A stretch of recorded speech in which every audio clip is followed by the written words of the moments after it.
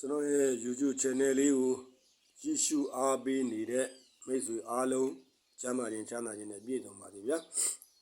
မြန်မာပြည်သူပြည်သားအားလုံးနဲ့ကမ္ဘာသူကမ္ဘာသားအားလုံးလည်းကျမ်းမာခြင်းချမ်းသာခြင်းနဲ့ပြည့်စုံကြပါစေဗျာကျွန်တော်ရဲ့ချင်းမိတ်ဆွေတွေအားလုံးကိုကျွန်တော်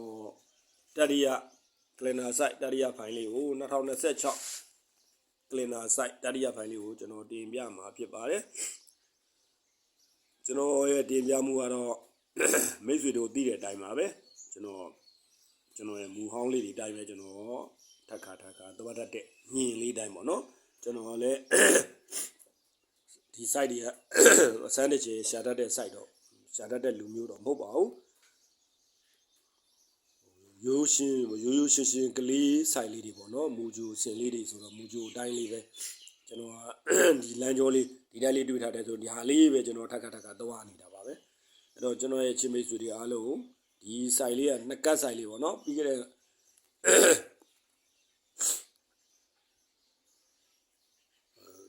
6 ကြိမ်တော့ကျွန်တော်ဒါလေးဒီ site လေးပဲကျွန်တော်ချပြခဲ့ဒါပေမဲ့အဲ့ဒီ site လေးပေးမသွားပါဘူးသွားပြီးတော့မပေးဘူးပေါ့နော်ဒါပေမဲ့ခုအဲ့ဒီ site လေးတိုင်းပဲကျွန်တော်ဒုတိယဒီခုတတိယဖိုင်အနေနဲ့ကျွန်တော်ဆက်ပြမယ်အဲ့တော့ဘာလဲဆိုရင်ကျွန်တော်တို့ဒီမှာ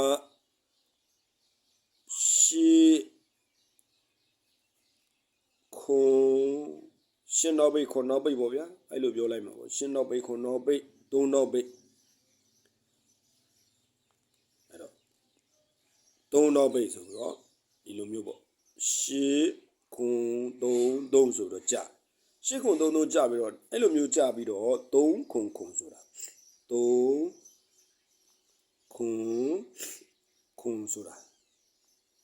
ဒီလိုကြာအဲ့လိုကြာတယ်ဗောနော်3အဲ့လိုကြာပြီးတာနဲ့ကျွန်တော်တို့ကပြီးခဲ့တဲ့ပွဲစဉ်ကကျွန်တော်တို့ကဒီမှာ248ကို248နှစ်ပရိတ်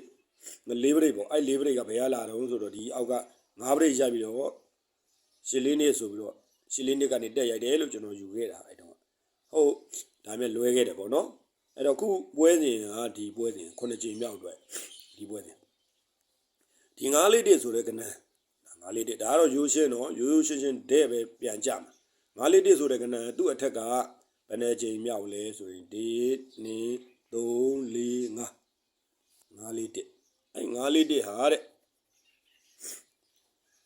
ဒီ9လေးတစ်ဟာ9လေးတစ်လို့ဒဲကြတယ်ဒဲကြတာမကြတော့မသိဘူးနော်သူဖြစ်ပြနေတဲ့ပုံစံလေးကိုပြောပြတာဒီ9လေးတစ်ဟာ9လေးတစ်ဆိုပြီးတော့ဒဲကြသွားတယ်ဒါကျွန်တော်မြင်လိုက်တဲ့အမြင်လေးပေါ့နော်ဒါသူ့ရဲ့ဒီရှေ့ခွန်3ထောင်ပြီးတော့3ထောင်လို့ကနန်းတူကနန်းပြန်ကြတယ်လို့ကျွန်တော်တို့ယူဆတာပေါ့နော်ဒီ9လေးတစ်ဆိုတဲ့ထွက်တဲ့ကနန်းဒီအထက်ကတစ်ကြိမ်3ကြိမ်4ကြိမ်5ကြိမ်က9လေးတစ်ဟာ9လေးတစ်ဆိုပြီးတော့ဒီမှာကြပြီးပါတယ်အဲ့တော့အဲ့လိုမျိုးလေးဒါပထမကတ်ပေါ့နော်သူကတော့2ကတ်ပဲရှိတာ2ကတ်ပဲရှိတာသူ့ရဲ့မူကတော့ဒီ2ကတ်ပဲတွေ့တယ်ကျွန်တော်လည်းအများကြီးတော့မတွေ့ဘူးဒါပဲပထမ6ကြိမ်တော့လည်းဒီ2ကတ်ပဲအဲ့တော့ဒီမှာကျွန်တော်တို့ဒီမှာလဲရှေ့ခွန်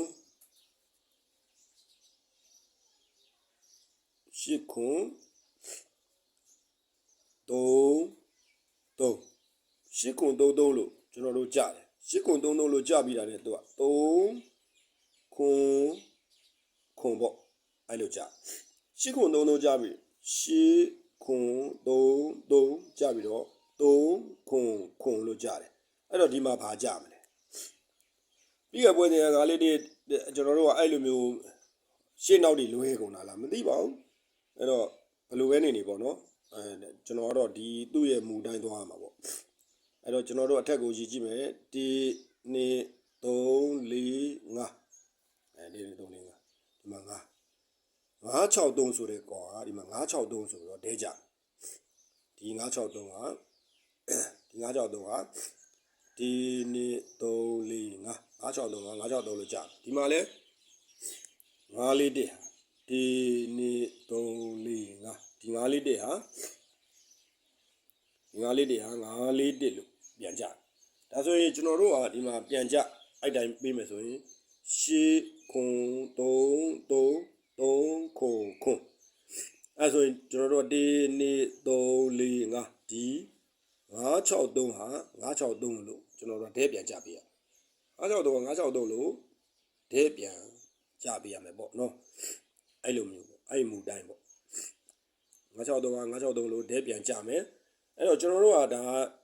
ပြန်ကြခဏပေါ့နော်ဒီနေ့2026ဒီ963ဆိုတဲ့ထွက်ထားတဲ့ပြန်ကြခဏကိုဒီမှာပြန်ကြလို့ပြန်ထည့်မယ်အဲ့တော့ပြန်ကြလို့ပြန်ထည့်တာပေါ့အဲ့တော့မိတ်ဆွေတို့အနေနဲ့ဒီမူလေးကိုကြည့်ပြီးတော့မိတ်ဆွေတို့အနေနဲ့ဒါမိတ်ဆွေတို့အမြင်ကဏ္ဍလေးလည်းထုတ်ပြဖို့ခုနကဖိတ်ခေါ်ပါတယ်ကျွန်တော်ဟိုထောက်ပြဖို့ထုတ်ပြဖို့ဖိတ်ခေါ်ရတာဖိတ်ခေါ်ပါတယ်ဗျာကျွန်တော်ကတော့ကျွန်တော်အမြင်လေးကိုမိတ်ဆွေတို့ချပြလိုက်ပါတယ်ကျွန်တော်ရဲ့အမြင်ကတော့963ဟာ963ဆိုပြီးတော့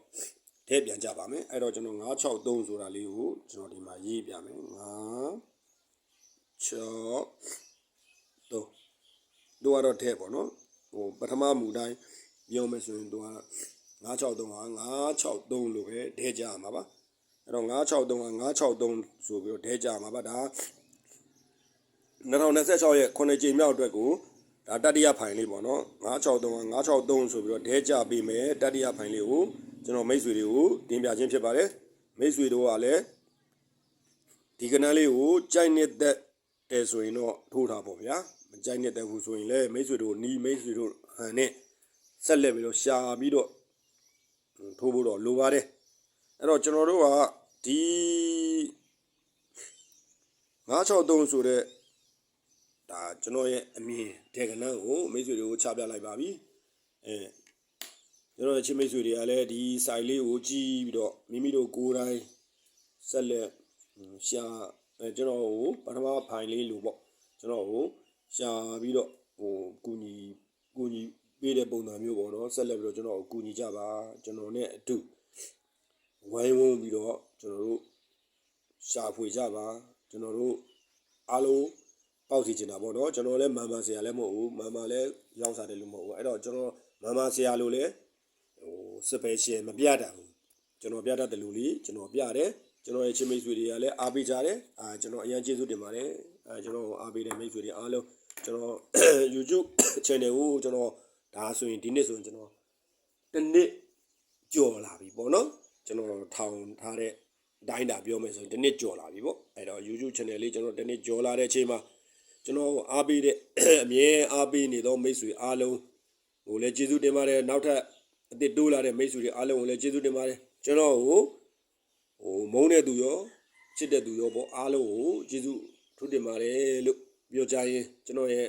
တတိယဖိုင်လေးကတော့ဒီမှာပြီးဆုံးပါပြီအဲ့တော့မြန်မာကျွန်တော်ရဲ့ YouTube channel လေးကိုကြည့်ရှုအားပေးနေတဲ့မိတ်ဆွေအားလုံးနဲ့မြန်မာပြည်သူပြည်သားအားလုံး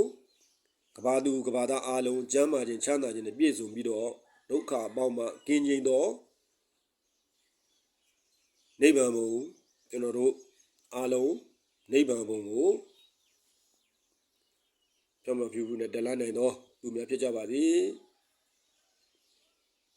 နိဗ္ဗာန်ဘုံကိုမရောက်မီစကြမှာဖြစ်လျာဘွားတိုင်းမှာလည်းမရှိဆိုသောစကားကိုမကြားဘူးသောသူများဖြစ်ကြပါသည်ဗျာငွေကိုရေလိုသုံးနိုင်သောသူများဖြစ်ကြပါသည်ဗျာ